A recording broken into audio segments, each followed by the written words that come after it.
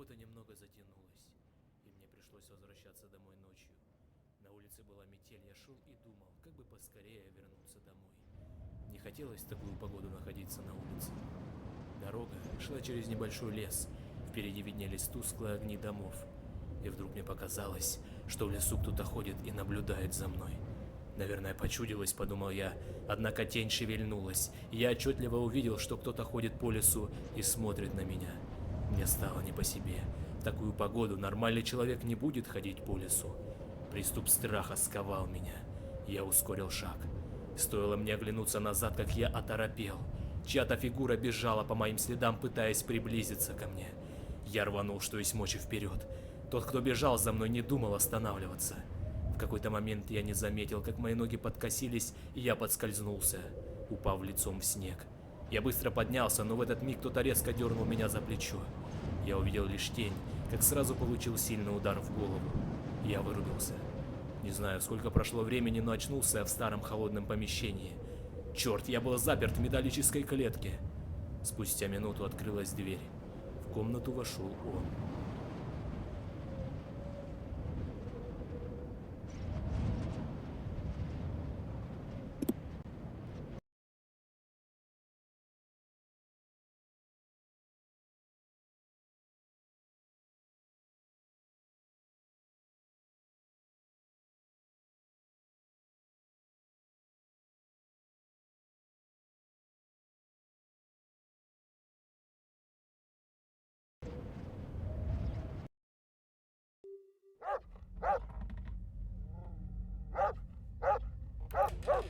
Нужно выбираться отсюда.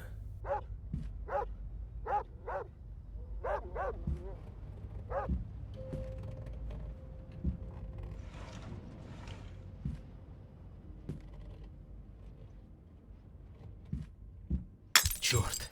Что это за шум?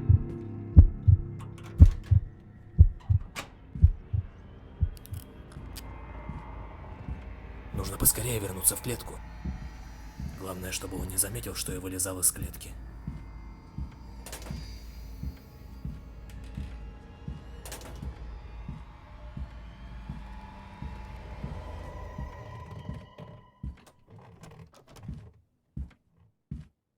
А?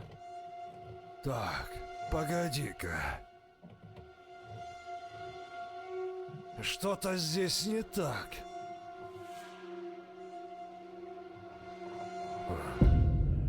Видимо, показалось.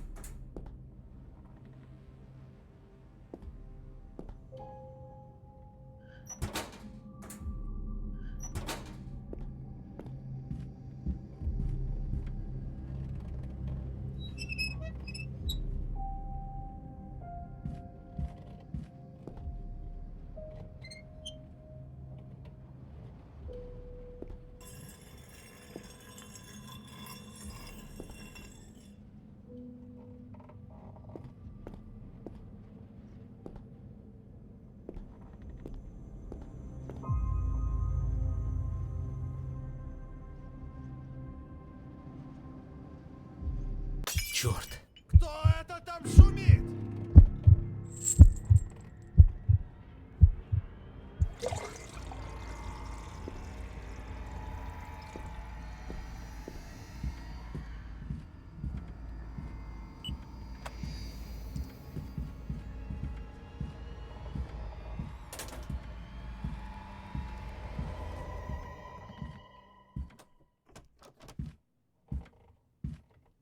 А?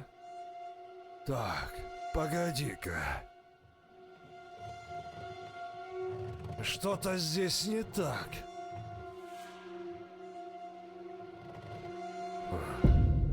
Видимо, показалось.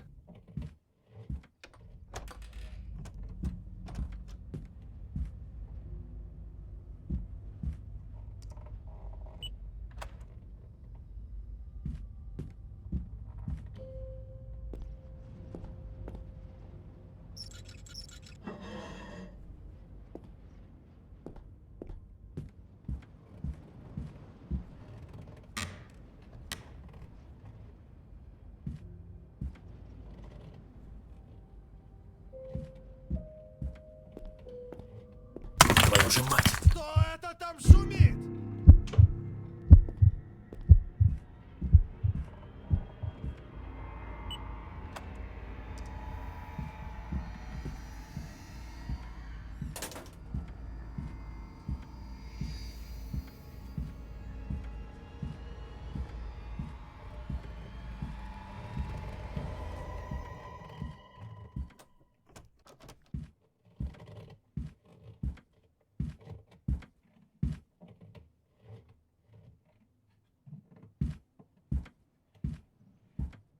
А?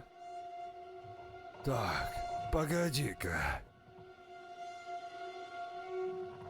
Что-то здесь не так.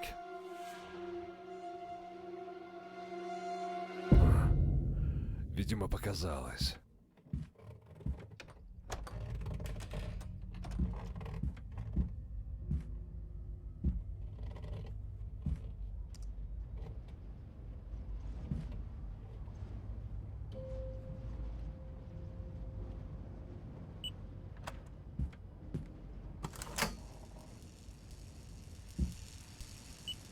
Твою же мать! Кто это там шумит?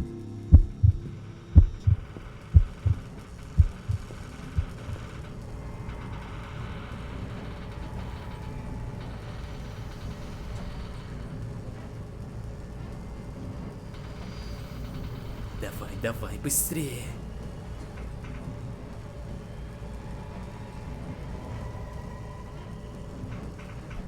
Ну, живо открывай дверь.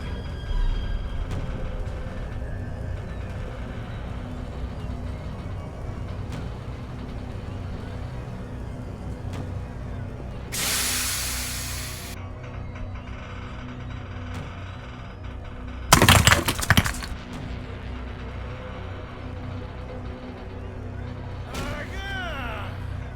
Где ты, черт возьми?